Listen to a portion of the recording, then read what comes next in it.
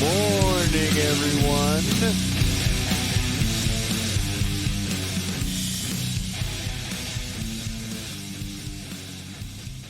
My name is Jason Miles, and I will be your host for another episode of This is Revolution Podcast. And this is the audio-only episode where we speak with Zack Exley. For those of you that may not know who Zack is, he is the co-founder and senior advisor of New Consensus, where he focuses on strategy, recruiting, and fundraising. Zack has been a pioneer in the worlds of political campaigning, organizing, and fundraising for more than 20 years. Zack was also, I believe, one of the founders of Justice Democrats. And also is a student of, or was a student of, Professor Richard Wolff. So Zack came on so we could get into the weeds about the Green New Deal. What is it? And how do we achieve it? Is it even possible? Is the technology there? Is the plan there for a Green New Deal? And it was a full panel, as you will hear. It's a full panel discussion. So we had what we call the foreign policy crew, which is Minjin Bajlan and Kuba Rizniski, or who's now being known as Darth Kuba. And it's really funny. There's an insignia on his screen, and people keep trying to guess what it is, and no one is even close to what it is. It's so funny. And if you want to see this, if you want to be the correct guesser of Kuba's insignia, his secret Death Star middle management insignia that I call it, well, the best way is become a patron. Patreon.com/This is Revolution Podcast. We have some patron-only programming that we're trying to get back into doing. One thing that we're going to continuously do is the Mau Mau Hour with Pascal Robert, and that will be for patrons only the last Wednesday of every month. And if you are a patron, you'll be able to participate with Pascal in the Mau Mauing. We put the chat on the screen, and he can see your questions and comments, and he can respond to you in real time, or he will respond to you in real time. So it is a very fun, interactive conversation with my homie, my dog, Pascal Robert. And also been trying to do movie night, as you guys that have been watching the show can tell.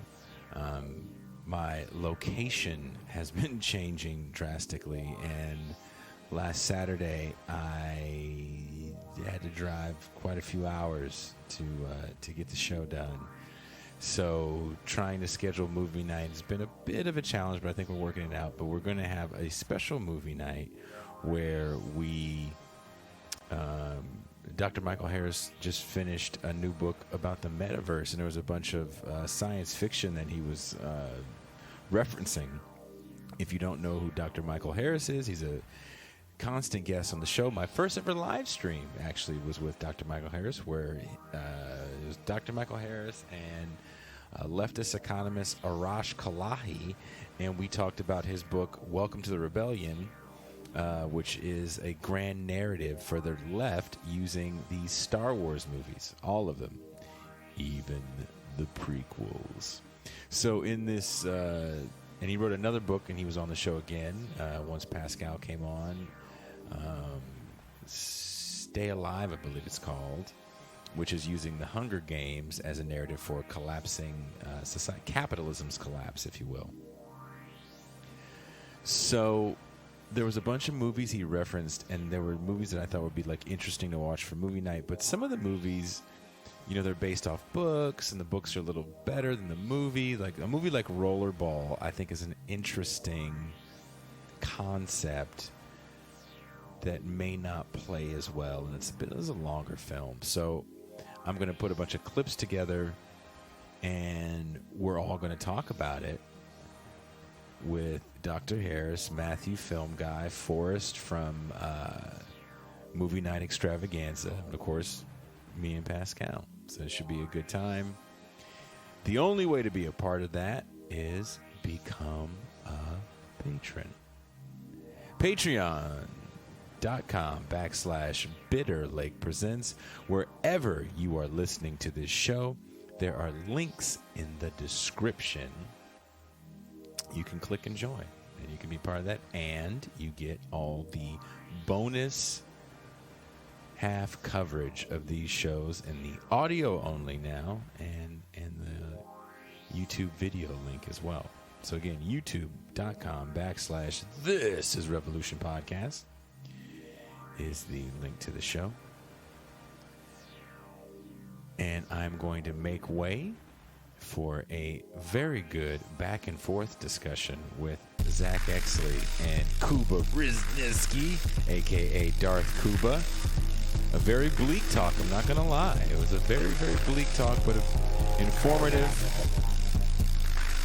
Well, I'll just shut up and you guys can hear it. And on that note, I am out.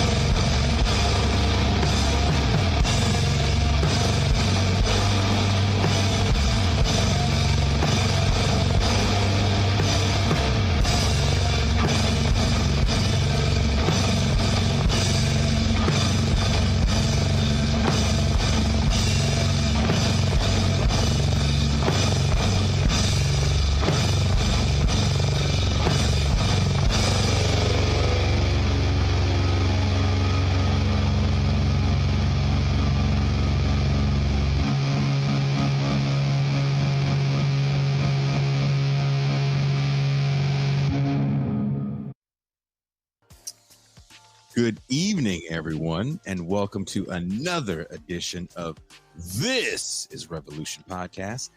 I am your host, Jason Miles, and we have a packed house of guest hosts, very exciting guests. As you know from the title, we're going to be interrogating, as my co-host always says, the Green New Deal. What is it? So before I bring in our guest, let me bring in my co-host, my homie, my dog. You may know him from his several appearances on Black News Channel, Ben Dixon Show. I mean, he's just so goddamn busy mowing the black political class. Mr. Pascal Robert.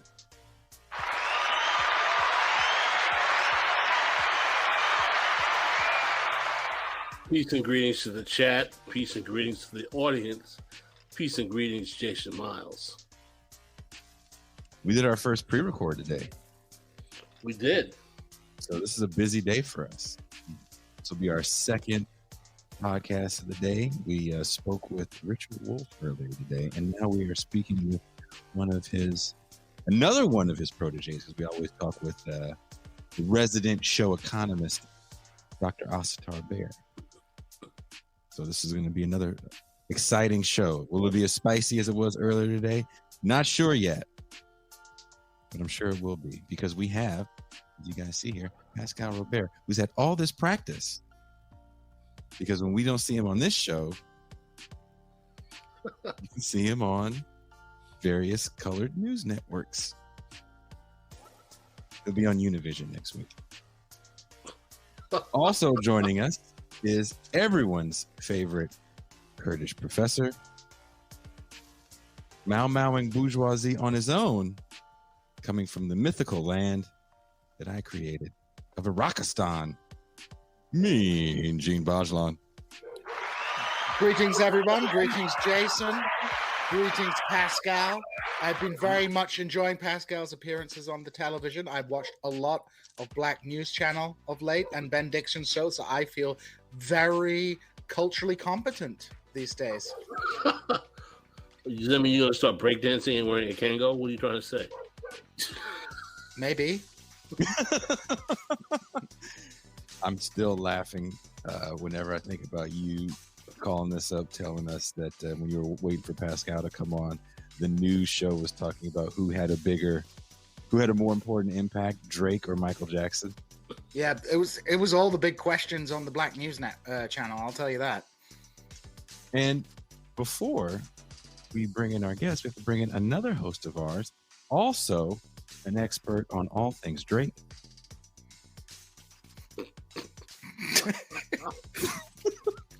From Drakistan. He's from, actually, that is where he's from. He is from the land of Degrassi Junior High and maple syrup. Cuba. I was going to say his last name. I reserved that for the audio-only podcast, because if I fuck it up, I don't have him there looking at me with that smug look in his eye. So Dr. Darth Cuba. Gentlemen, we only got 9 out of 10 on the Drake section of my citizenship exam. They added an extra 6-month probationary period. I'm sure Summer will do better. If you dig deep enough into, what's the big music magazine in Canada, Cuba? There's only one. I have no idea. Polaris? No, you're just making shit up now. Yeah, I'm just naming spy satellites. I was in one of the big music magazines in your hood. Exclaim? Is it Exclaim? Yes. Exclaim. Couldn't remember it for the life of me. Before we bring in our very esteemed guest, I was up to the wee hours of the morning making this clip, and if you listen closely, you can tell that I was up because I'm whispering. So enjoy.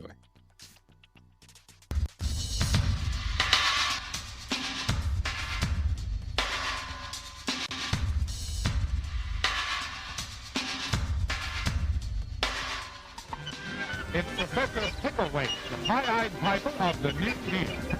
32, the Democrats built a real and popular platform.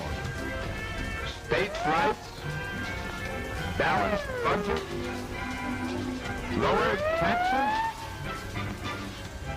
economy, and sound money. Every plank a solemn pledge and promise. The visitor has hitched his donkey to the platform. But it's not a donkey after all. It's the New Deal jackass, a political hybrid without pride of ancestry or hope of posterity. Over the last 2 decades, the concept of enacting a Green New Deal in the United States has increasingly gained popularity. In the political arena, the concept of a massive jobs program designed to drive the greening of the American economy was first pushed for by the Green Party. More recently, it has become a central theme advocated for by progressives within the Democratic Party. For many on the left, the Green New Deal is envisioned as a bold program designed not only to tackle the growing environment crisis, but also to create millions of new, well-paying manufacturing jobs. However, what exactly would a Green New Deal look like in practice? How would it be implemented?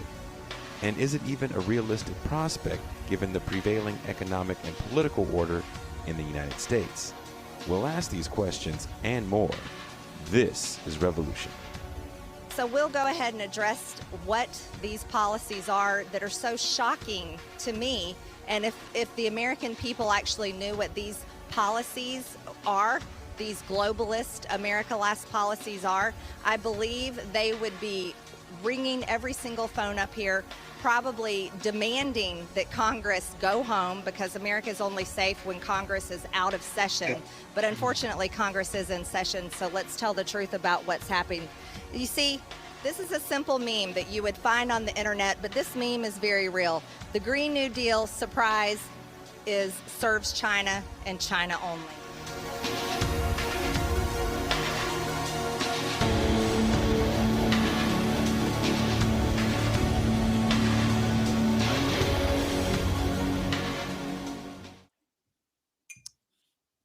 So just to let you guys know, I watched that entire thing, that MTG.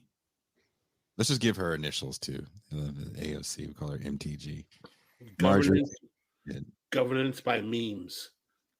She that wasn't the only meme that she pulled out during. It's pretty amazing. It's like that's just a simple meme that you might find on the internet. It's like, where else would you find a meme? Like growing in a field? Meme minds.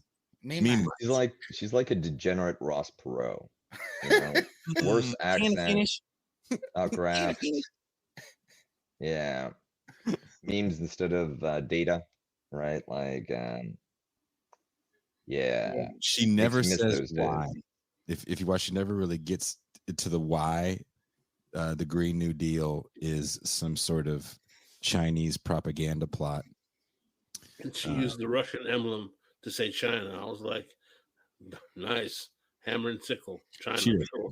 Yeah, the caliber of anti-communists these days is really, really scraping the barrel. You know, it's Red Dawn level anti-communism, or Rocky IV level. Like, it's not. It's really bad. But I thought it was also. I mean, the whole blurring together China and the USSR. That's. I mean, that is some weak millennial shit right there. Well, let's bring in the Soviet spy who wants us to have this communist Green New Deal that benefits no one but China with clean air and manufacturing union jobs. Coming all the way live from Gene's backyard. Gene, do you want to introduce our guest, actually? Yeah, sure. Why not? I will introduce our guest. Zack Exley is the co-founder and senior advisor of New Consensus, where he focuses on strategy, recruiting, and fundraising. And Zack has been a pioneer in the world of politics, campaigning, organizing, and fundraising for almost 20 years. So he has been involved in politics for a long time, involved in the Democratic Party, and he is a critical figure now, basically working through New Consensus to come up with like what a Green New Deal, or New Green Deal, as Nancy Pelosi might say, would look like in practice. Because we have a lot of slogans, but as we often discuss on this show, slogans aren't policy, and we need to concretize what policies look like. So Zack's work with New Consensus is basically centered around, thinking about what actually would a Green New Deal look like. So it's more than a hashtag. Well, Zack Exley is more than a hashtag. Please welcome Mr. Zack Exley.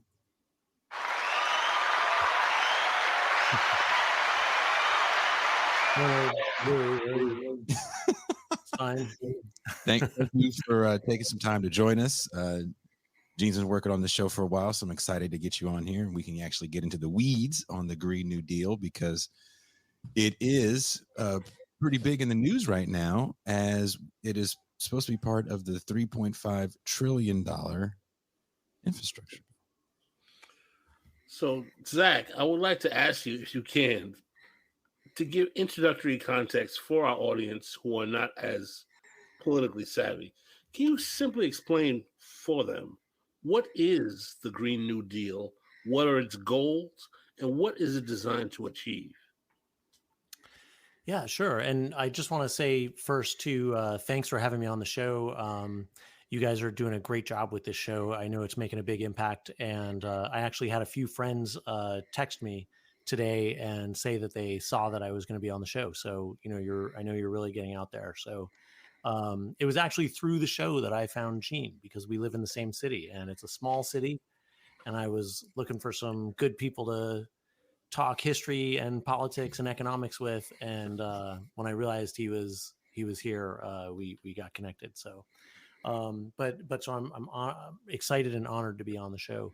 But to answer your question about the Green New Deal, I'd actually like to give a little bit of context about where, the Green New Deal that we're talking about in the U.S. these days, how it really emerged. And, one of the ways that it came up out of a project called Justice Democrats, which really started as a project that was called Brand New Congress. And me and a few other people on the Bernie campaign in 2016, we when the Bernie campaign ended, we started these projects. And it was this kind of grand idea that we didn't know how it was going to go, but we were going to try to recruit a slate of candidates to run for Congress. And they were going to, and the idea was to find people that wanted to run on a platform of totally transforming the American economy, around taking on the climate crisis, but also taking on poverty, taking on declining wages, taking on the declining labor participation rate, taking on a lack of autonomy and a say on the job, the decline of unions. We wanted to have a slate of candidates that were basically running on a national renewal program, something like that, really we haven't seen before in the United States. That was the idea. And our project, it was really exciting. And two of our first candidates in our first wave was Alexandria Ocasio-Cortez and Cori Bush. And in 2018, of course, AOC won. And we, Justice Democrats continued. And, as they've gotten more people into Congress now. So the Green New Deal that we're talking about in the U.S. today really splashed onto the scene in a moment right before AOC was sworn in to office as a member of Congress. And the Sunrise organization, a young people's climate grassroots organization, they wanted to have, they were going to have a protest in Nancy Pelosi's office, which we all thought was an amazing idea. It was a great strategy because there was a lot of attention on Pelosi right in that moment. And, I thought it was just amazing. It was great. Instead of going and, protesting Republicans, who we know are a lost cause, go talk to the Democrats who had just won the House back and get them to actually do something because they say they want to do something. And so AOC wound up deciding to join that protest, and which was an incredibly courageous thing to do. She hadn't even started as a member of Congress, and she was going in there protesting her boss, her soon-to-be boss. And, Corbin Trent, one of the folks on the team who was actually at the time going in as AOC's communications director, he said, this is basically like day one on the job. You show up to work, you walk to your boss's desk, and if Corbin was here, he'd describe exactly what he was talking about, what he was, his full analogy here. But I'm a prim and proper boy from Connecticut, so I can't say it the way Corbin says it. But AOC was walking in to her workplace on day one and just going after her own party, attacking the leader of her party, who was besieged in that moment. there was a movement from the right challenging Nancy Pelosi, and then here comes AOC from the left, like having a sit-in in her office. And the incredible pressure against AOC in that moment was really wild to see. And and a bunch of other members of Congress thought for about 2 seconds about participating in that sit-in. But everybody around them said, no, you're going to ruin your career forever. And a lot of people were telling AOC that as well. And she went and did it, full well knowing that she was probably ruining her career. But basically the Green New Deal that AOC proposed in that moment was basically the whole plan that our candidates had been running on for a couple of years there. But there was a specific resolution that was written up, and if you go look and read it, you'll probably be surprised. Viewers will probably be surprised if they go look up that resolution, the very first resolution that Representative Ocasio-Cortez, or soon to be Representative Ocasio-Cortez, brought to that protest. And it's a list of things to do, things that America needs to do to address all those problems I listed out a moment ago. And, it's everything from converting our steel industry to a clean steel industry that's not pumping tons of greenhouse gases into the atmosphere and other pollutants into the world. Converting to electric vehicles, building up public transportation. But also, how are we going to go through this process of shutting down huge industries like the fossil fuel industry and opening up whole new industries without having some stability around healthcare and other social safety net things that are necessary if we're going to be asking, tens of millions of Americans to suddenly, be switching from one industry to another. And so that's why the plan also called for Medicare for all, just called for, Bernie's Medicare for all proposal. But a lot of other stuff was in there as well.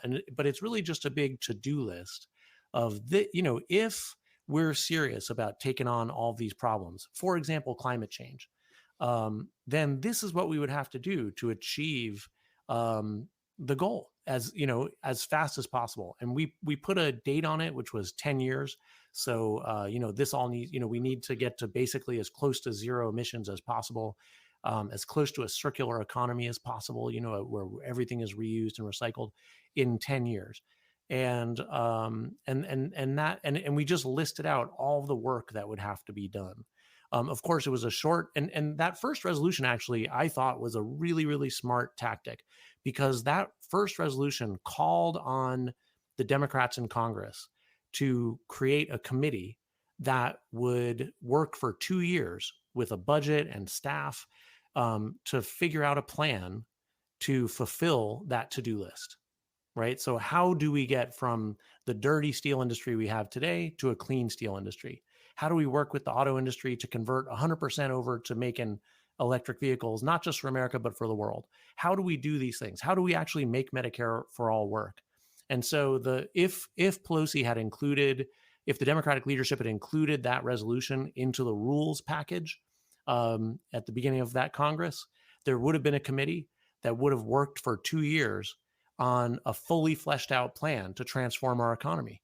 And just think about how amazing it would have been if Pelosi had said yes to that, because when Biden came into office, he would have had this totally worked out, done plan.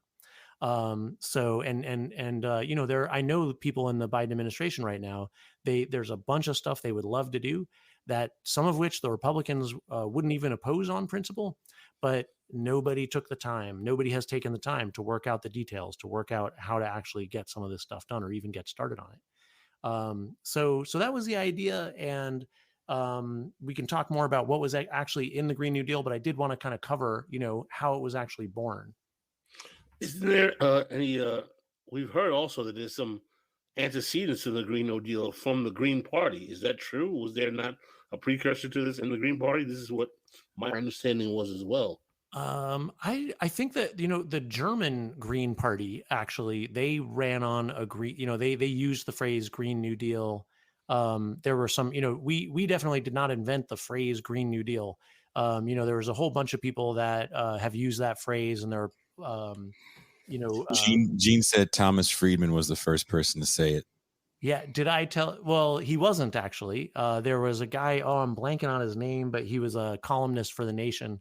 And he actually wrote a Nation article long before Friedman, or like 10 years before Friedman, talking about the Green New Deal. But I actually I don't know if I told Gene this story, but I actually ran into, it was like a month after the Green New Deal was big in the news. And I was at Dulles Airport, and I was on the train in Dulles Airport, and I saw Thomas Friedman and on the train, and way different, you know how you say the celebrities always look shorter in person, right? Well, Tom Friedman definitely looked shorter. I thought he was just going to be like this huge bear of a man, but no, he was not. So I didn't feel so intimidated. I walked right over, and I said, hey, I worked with the project that recruited and ran AOC. I worked on the Green New Deal. And he got really angry right away and started yelling at me on the train. And he was like, you didn't do the Green New Deal. I did the Green New Deal. I did the Green New Deal with Obama. We did the Green New Deal, and the Green New Deal is done. He also did the Palestinian peace process. Right. Yeah. Friedman, and the Iraq War. He also did the Iraq War. He did the Iraq War. Yeah, Friedman, the thing of the Iraq War. Wasn't Friedman the man who said that all we have to do is bring them McDonald's and they'll fall in love with us? Talking about Friedman went on TV and said, like, the war on terror was like America going to the Middle East and saying, suck on this. Like, literally said that. Correct. Wow. Suck on this. Charlie Rose. On Charlie Rose, he said, suck on this. Typical Friedman. But I do need to credit Friedman, though, because he calmed himself down. And when we stepped off the train, he said, okay, wait, sorry. And he said, it's just that a lot of people approach me who are really angry. And I thought you were one of them. And I was like, no, I just wanted to talk, And then he said, okay, let's start over. Hi, I'm Tom Friedman. And then we had a nice chat. So I didn't want to make him sound like a complete interpersonal monster, although he is a monster. To be fair, he does that job himself. Yeah, he does it himself. What I'm getting from this is this current iteration of the Green New Deal. At the time that it came into the media in, around 2016, 2017, it was not a thought out or realized plan, right? It was a statement of objectives, but without a concrete pathway to get to where you wanted to go. Would that be a fair assessment? Well, yes and no, because one thing I've learned over the last few years is that this whole question of whether the details are there or not is 100% at the discretion of basically Thomas Friedman or anybody else like him who happens to be writing about the thing, right? So because there are all kinds of policies that have economic policies, climate change policies that have been proposed, that have been lauded as being detailful, but if you, like, for example, a bunch of proposals have been put out there to get America to 100% clean energy or 50% clean energy by 2035 or by 2050. But if you look at those proposals, there are literally no details whatsoever. It's really pretty astounding. It's just like it's exactly what we did in that iteration of the Green New Deal, except with even fewer details than we had, right? So progressives also do this. Like there's a Rick Jacobs puts out I'm making myself look like an idiot here. Mark Jacobson, he put out a plan from the Solutions Project, and it's a great plan, right? But he basically added up how many wind turbines would we need for 100% clean power? How many wind turbines? How many solar panels? Whatever else to have 100% clean power. But that's all it was. It was just a number of machines that would somehow need to be built, somehow need to be rolled out. So the thing is, there are not proposals out there that have details about how to actually execute this stuff. And I think if you actually look at the first Green New Deal resolution and the second one, there were actually a lot of specifics about how it should be financed, about how the federal government should work with industry, about how the federal government should work with the states. There was tons of details in there, actually, compared to the way most proposals are. But yes, the work I'm doing now at New Consensus with a really great team is we're actually trying to create a new kind of detailed proposal that really surpasses like anything that's ever been done in this kind of area, right? To where we actually go through and we say, this kind of work is going to have to be done at this agency. This kind of work is going to have to be financed in this way by this institution. We need a new institution to finance these things. We can use the Fed to finance these other things, and all down the line, and really like work out the nitty gritty details.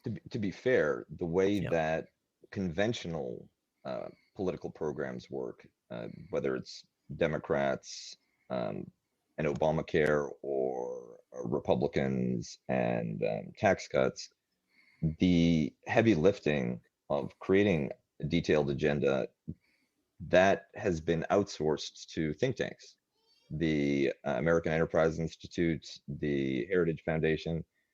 Those are the kind of staff in waiting that are available for the big parties, Brookings, the Center for American Progress, to take an agenda that's articulated by political leaders and turn it into a plan that's actionable. And on the progressive side, one major disadvantage is not having that institutionalization, that staff in waiting that can take goals, take an agenda with desired outcomes and convert it into bill-ready individual items. Yeah, I think I'm not, I'm actually not so familiar with how it works on the right, but definitely on the progressive side and the liberal side, the center left side, the think tanks are not writing detailed specific plans and proposals that are working out exactly how to get the thing done. So there are these sort of vague ideas, right? And so what happens is when they go into office, when a new administration goes in, when a new congressional leadership goes in, they're starting from zero. And there's too many decisions that need to be made, and they just can't make the decisions. And they make a lot of bad decisions. And I'll give one example, one very specific example, but there's a million examples like this. In 2009, we had Obama's big stimulus, right, to bail out the economy. And they tried to, first of all, there was a huge problem that progressives did not have plans for long-term investment in the American economy. There were a few economists like Joseph Stiglitz, for example, who were advocating to Obama make long-term investments, but nobody had the plans, so that's why there was this thing for shovel-ready projects, right? Well, one thing that they thought they could get done was let's put in a bunch of money to just insulate homes, weatherize homes, and that'll be good for the people that live in the homes. It'll be jobs in those communities. But like almost none of that money was actually spent because it ran into this brick wall of all kinds of local regulations that they hadn't foreseen. There were problems with people not being certified to do the work if it was going to be paid for by the federal government. Nobody had just like thought through, a handful of details that would have been necessary to make that plan work. I mean, So I was immediately, of course, going to jump into like 900 other examples that really infuriate me, but so we're trying to solve that problem when it comes to something like the Green New Deal. Yeah. I was about to say, what about an institution like the Brookings Institute? They were very involved with the Obama administration and other centrist Democrats as well in terms of developing economic policy. There are a whole range of centrist think tanks, and the Center for American Progress, another Democratic Party nonprofit institution. I mean, what the Democrats tend to use is if they don't have think tanks, they use the foundation world. They have foundation-affiliated institutions and organizations that work within the Democratic Party apparatus to help create policy. The problem I find is that a lot of those institutions tend to be in line more with the corporate centrist faction of the Democratic Party as opposed to progressives. They have funders. I would agree with you that in 2008, the progressives didn't have an answer for the crisis of the 2008 crash, I would say largely because the current manifestation of progressives we have really didn't exist at that time to the same extent, because they were a manifestation of the rise of Bernie Sanders, Occupy Wall Street, and other reaction phenomena. to They were reacting to 2008. the crash. So I don't think they actually had the cadre to really have a response in 2008. Here's a question in the super chat about think tanks. What are your thoughts on open source, very public volunteer think tanks? I think it's a great idea, and it's going to be hard to actually institutionalize it, hard to do, but that doesn't mean that it isn't a worthwhile project. And I think that it could also have payoffs for civic engagement and transparency between government functions and regular voters. What say you, Zach? I would love to have a bunch of volunteers working on our project that we're working on right now. The problem is the questions we're looking into are so boring. So so I know volunteers aren't going to want to work on them. But you can email me if there's a volunteer out there that wants to help. Email me at Zack@newconsensus.com, and I will send you a bunch of boring things to look into. You just signed up. Rest in peace to your inbox. Although the proposals will all end up with central planning and resurrecting the common turn. Well, yeah, but can I address something else that we I agree completely that the progressive and liberal and center left think tank establishment does not want to get anything done, right? And so that's why they're not working on these detailed proposals, right? And then when it comes to something like the 2008 crash, they didn't go to the progressive think tanks to figure out what to do about the banks. They just went to the bank. They went to the bank. Right. And when it came to healthcare, there was no progressive or, I mean, this is incredible, but it's pretty much true. There was settled on Romney Care. Exactly. Yeah. Which was created by the Cato Institute, right? Like that. It was, it was a super right wing.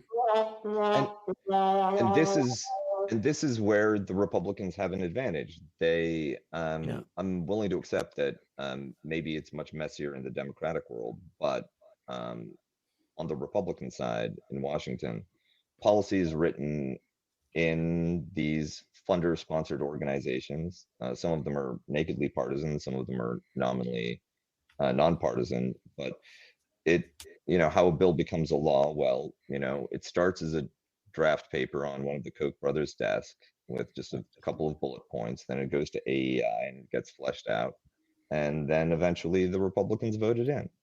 Well, and I think there's another step, though, I think, correct me if I'm wrong, but the lobbyists from the corporations who are going to be affected by these bills come in, or they don't come in, they just email the legislation over, right? And they're going through line by line, like a lot of the legislation is actually being written by lobbyists who, now this is important, right? Because, and I think progressives often really too often don't get this, that the details are actually really important. So when I try to talk to progressives about the work that we're doing, what we often hear is, it's easy, like you just, we already, like Mark Jacobson already figured it out. He's got a plan for the windmills and the solar panels. And like progressives seem to think, I think that, and often leftists think this too, that the people controlling our society, the people in power, like they would just so easily be able to convert our economy over to be a clean economy, a high wage economy where people have rights on the job. They could just really easily do it. They just don't want to because they're making more money the way it is now. The truth is that converting an entire economy over into a completely new, different kind of thing is really complicated and really hard. And it's true that the people in power, they have legions of, engineers and managers, all these people who know how all this stuff works. They own the economy. They know how it works. They have thousands of people working for them who know how it works. so they can That- transform the things they want to transform in the way they want to transform it. They know which lines matter to get into that legislation, you know? And also, I think that one problem with Democratic efforts at substantial reform is that the Democrats are very willing to take no for an answer when it comes to any procedural or administrative hurdle that gets in the way. Like you mentioned, Yeah. there were people who lacked certain permits in order to work on some of the Obama stimulus programs. Yeah. And that is something that could have been predicted. That is something that could have been expedited. But it's also something that you can muscle through with enough executive aggression. However, and Republicans do that all the time. Coop, do you But think that's Democrats- strategic? Taking that no, do you think that's a strategic maneuver? I think that there's when it comes to Joe Manchin, he's just begging for the no, and it's his alibi for not doing anything that the Democratic base would like to see done. For others in the party, there's this naive faith in a kind of like civics mindset that all of the administrative rules, all of the institutions are working fine, and you have to go through proper channels, and that's how you behave responsibly as a governing party. And it just shuts them down. So I think it's both, depending on who you're talking about, and the people who are willing to break things. That's a small enough minority, so they get locked out and branded as being irresponsible. To boot. Well, isn't this evidence of the fact that people who want to actually change the status quo and have a transformative political agenda need to really organize outside of the duopoly of the two-party system, not ignoring voting per se, but organize cadre outside the system to put demands on the political parties to actually realize that if they do not implement transformative policies or politics, they will find ways to disrupt the flow of capital, shut down institutions that make the necessary functioning of American society possible, if you will. I'm not talking about revolution, but I'm talking about radical mobilizing and organizing politics, getting large cadres of civilians and citizens who are interested, who care about the environment, who care about the economy, who want a more humane society, who want to move outside of neoliberal capitalism, and organize in ways that disturb the functionality of our current status quo system, to basically say, listen, you want the trains to run, you want the power to function, you got to start thinking about changing the way things work. I mean, the New Deal doesn't come about by FDR out of nowhere. There were rigorous communist, socialist, Marxists in the streets literally threatening to burn things down that made the ruling class realize that they had to capitulate and make an amendment to the function of capitalism. Yes, you can say that they actually did save capitalism with that actual policy, but they did make a society that was more humane than it was before. And I don't think, my opinion is, and I think Jason might agree with me, is that we should never be too revolutionary to stop policy that helps our people eat and live and get good jobs. And also we haven't brought this up yet. Does the Green New Deal confront fossil capital as the foundation of the entire global economy, as well as the largest nations of CO2? Is that a question from the chat? That is a super chat question from the chat. Yeah. JB. Thank you, JB.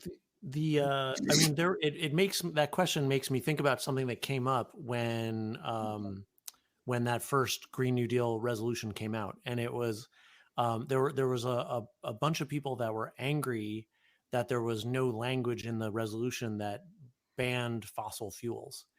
But the interesting thing is that if you read, because the way most environmentalists, in my experience anyways, and the way most progressives think that we're going to get to a fossil fuel free economy is by banning fossil fuels. So it's like, how do you get rid of the big Slurpee drinks? You ban Slurpees, right? And then there'll be no more Slurpee drinks. So if you ban fossil fuels, then we won't have a fossil fuel economy anymore. There's one problem with that, is that you actually need to replace the fossil fuel industry and everything that runs on it, every single one of the billion machines in America that runs on fossil fuels, you need to replace them and the fossil fuel industry with something else, with an alternative. And if you read the whole Green New Deal resolution, it said, it's if you do all the things on that list, there will be no more fossil fuels.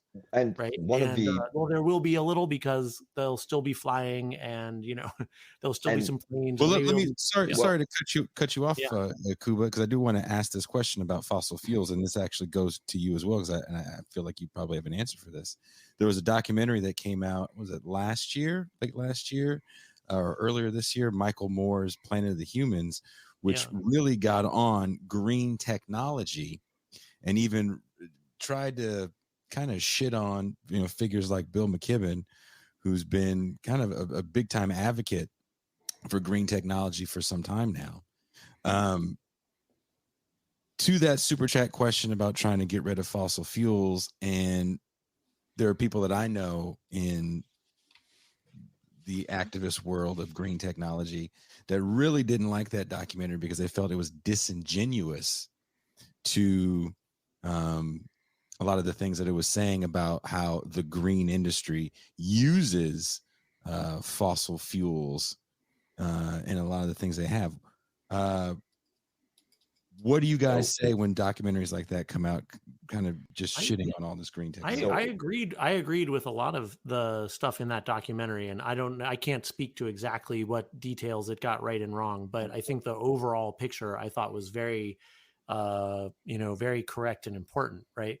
But I think the very thing that documentary was attacking, right, which is like this greenwashing and saying like, oh, look, we put up some windmills, right? Well, those windmills, when you make those windmills, you're pumping tons and tons of CO2 into the atmosphere by making all of that steel and aluminum, transporting them around the world, all that stuff, right? So the plan to actually end fossil fuels and to end greenhouse gases going into the atmosphere, it needs to be a plan to completely transform, to tear down, deconstruct billions of machines and replace them with new billions of machines that are clean and that don't run on fossil fuels and that are not made by spewing greenhouse gases into the atmosphere.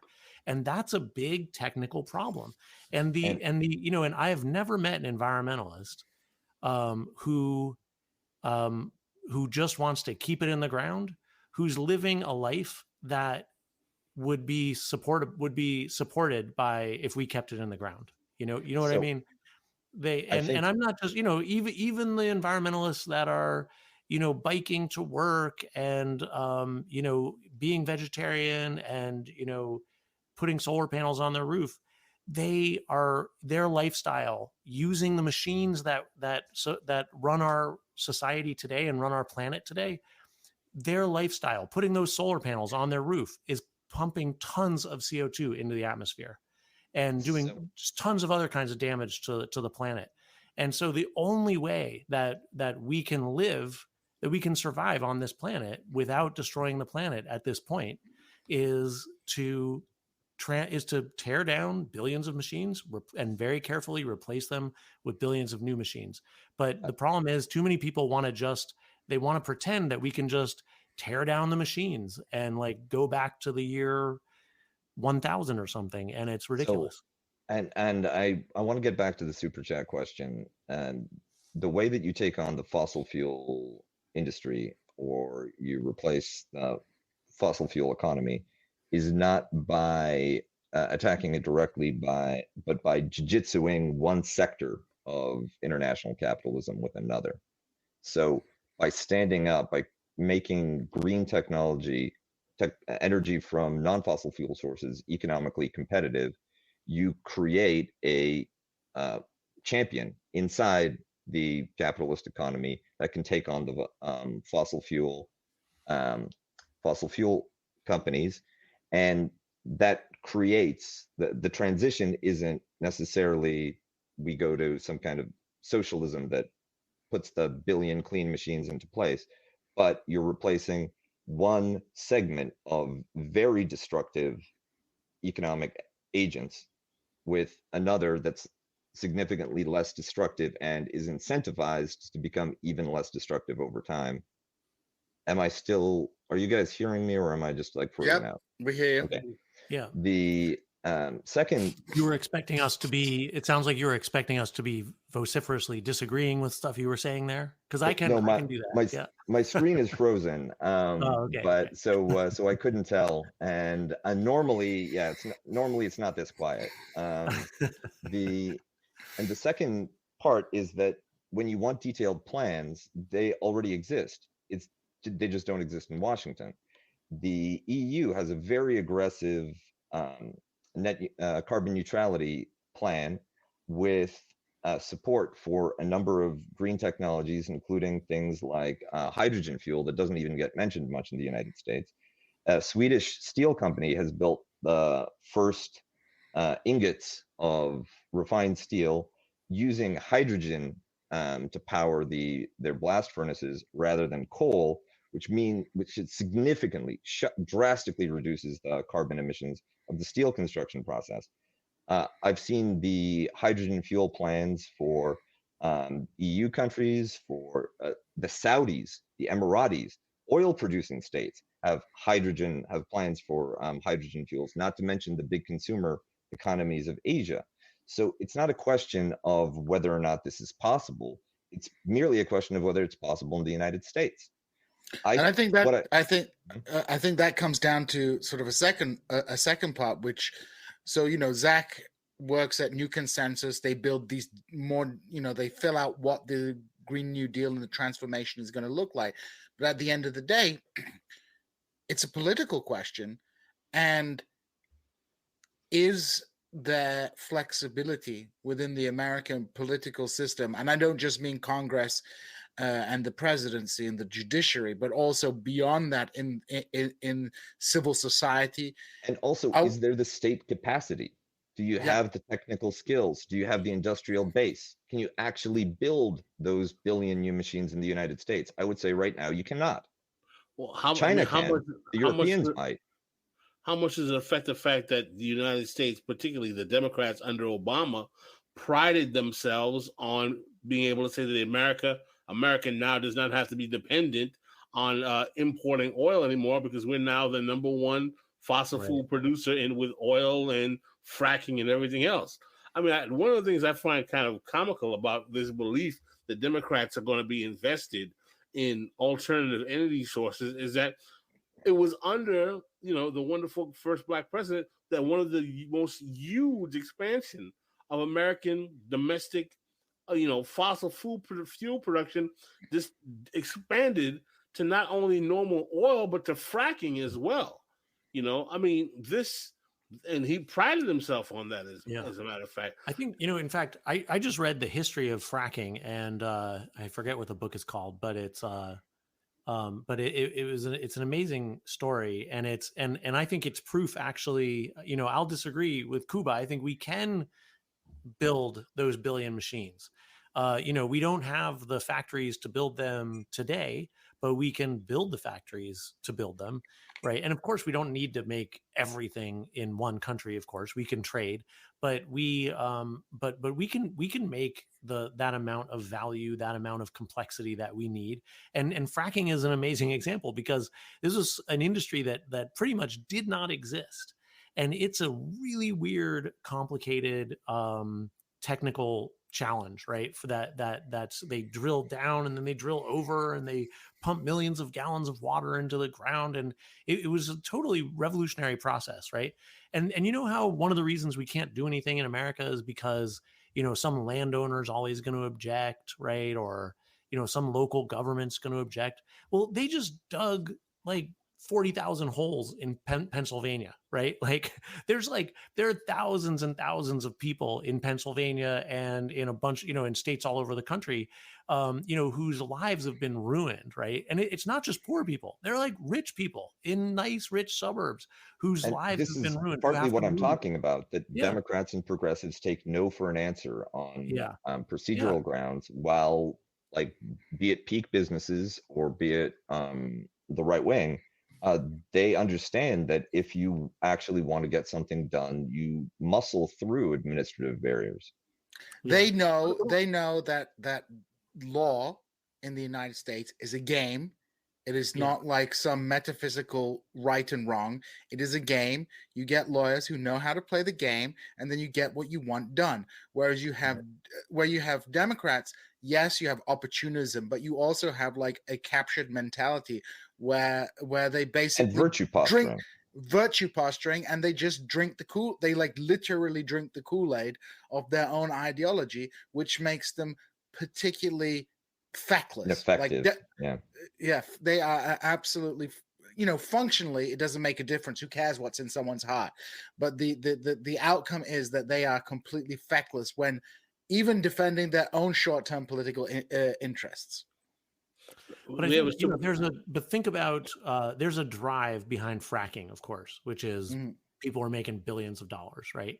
There are these companies that are organized like armies, right? Like they've got thousands of people working on a thing, moving in a direction, right? Like a disciplined force, right? And on the left with progressives, we're not driving towards building a new economy. We're driving towards things like keep it in the ground, and that's where the progressive world's heart is at. Let's just ban it. There's like the idea of building is not appealing. It doesn't feel like something that for progressives that we want to do, and I think Where's the virtue? It's a terrible thing. Yeah. But I don't, it's not a problem of the, if you're, it's that anti-building mentality doesn't belong to one sector of the left in America. It's not like young people or woke people or anything like that. It's it's all across the board. I mean, it's starting to change, but it's very difficult to find, any pockets anywhere. I mean, tell me if I'm missing anything, but it's very difficult to find pockets of people on the left or in the progressive world that are like excited about building new industries. And so when we rolled out the Green New Deal, like that, the parts about building new industries did not excite most people who were excited about the Green New Deal. Like it was really interesting. Most people just assumed, like the people that did get excited about the Green New Deal were kind of just assuming that it was keep it in the ground, and plus Medicare for all, plus a job guarantee, but it's like the job guarantee, like I'm not against a job guarantee, but like that idea, we need so much more than a job guarantee, right? Also, jobs doing what? Exactly. If you don't have a productionist, yeah. We're completely divorced in this country from the idea that we actually need to make a living. And that's why UBI is so popular. And that's why job guarantee is so popular. And I'm not against either of those things. They're both really valuable tools, but they're things that are, they're like the icing on the cake. The cake has to be people going to work, making valuable things that we need to live and that other people need to live. And today we have this job of transforming, not only making what we need to survive, but this enormous job of transforming the billions and billions of machines in this country. We have to take apart everything around us and put something new together that takes its place. That's so much work. And and there are people, I have friends that talk about when are we going to get to the UBI, robot, fully automated luxury communism? And the answer is maybe in 80 years, if we work really hard and we're lucky, and we're all going to have to work really hard between now and then. And we got to be smart and we got to have a plan. And or we could kill 3 billion poor people. Sorry? Or we could kill 3 billion poor people. Okay, Kuba with the deep state solutions. Kuba, you're right. That's the answer. The truth is that when the environmentalists are saying we just need to stop building and we just need to live simply, what they're really talking about is killing probably a lot more than 3 billion people on the planet. I mean, you probably actually need to kill 7 billion people, Well, That's going to be a clip that my right-wing fans are going to really Vijay Prashad said the left needs a project to build something, and I agree with that sentiment wholeheartedly. Just critiquing and deconstructing is not a politics. We've got to build a better society. We've got to build better options. We've got to find the people, or China will do it for you. But we've got to build machines. That's the thing. Because I agree with everything you just said. We need to build all those things you just mentioned, and we need to build machines and industries that make machines. And that, I find that the left really doesn't like the sound of that. But I lived in China a long time ago. I studied in China when I was 17, and I hitchhiked all over the country. It was 1987. It was a fluke that I wound up there. Long story, but which my right wing fans all assume is I'm the Manchurian that's when you were candidate. Recruited. Right, but I'm a real failed Manchurian candidate because I'm 51 and I'm just here with nothing on my wall doing a podcast, not president yet. But the thing is, when I would hitchhike into a new town, into a new city, I was the first foreigner anybody would see. And so where do you think they took me? They wanted to show me the coolest thing in their city. They took me to like bicycle factory number 4. They took me to the steel factory. They took me to the tin can factory, and like, nobody worried. Nobody's babies were dying, nobody like in other developing countries. And that's because they had that steel factory, because they had water, because everybody was drinking boiled water that was boiled in a tank in their building, or in their village. And I never had to worry about the water I was drinking because we sipped it out of thermoses that were made in factories, thermos factory number 9. And they were so proud because they remembered just 20 years earlier when half their babies would die. Now nobody's babies died because they could boil that water. And they were so freaking proud of those factories. And, that wasn't that long ago. So people in China today, they're still proud of the factories. And they get why they are building the factories and why they need to keep investing in new industries and scaling up. And it's hard for me to find one person in America who thinks a factory is a good thing. But Donald Trump was one of them. Scott Walker. Coming up before anyone else talks, because you long-winded motherfuckers forget it's 1 hour. I'm trying to give this shit away for free. I was once told by one of my rapper friends that the game is to be sold, not to be told. There you go, wisdom from the streets. From the streets. But in all seriousness, we are coming up on the hour, and we are going to continue this conversation and get to the super chat question, focusing on or comment, focusing on economic sectors. Is whack-a-mole fossil capital drives the entire global market so we can consume in luxury in the West unsustainable? We're going to elaborate on that. We're going to ask about Zack's time in Kowloon walled city. We're going to talk more China. We're going to talk more Green New Deal. We're going to talk Zack's time as a student of Professor Richard Wolff, who was our guest earlier today in Pascal and I's pre-record show that's going to air Thursday. Thank you guys for watching. If you haven't done it, please like and subscribe so you get more of this great content. If you want to watch the after hours and you're not a patron, become a patron. Patreon.com/Bitter Lake Presents. Wherever you're watching the show, there is a link in the description. And on that note, are you guys ready to go? People get the merch. Get the merch.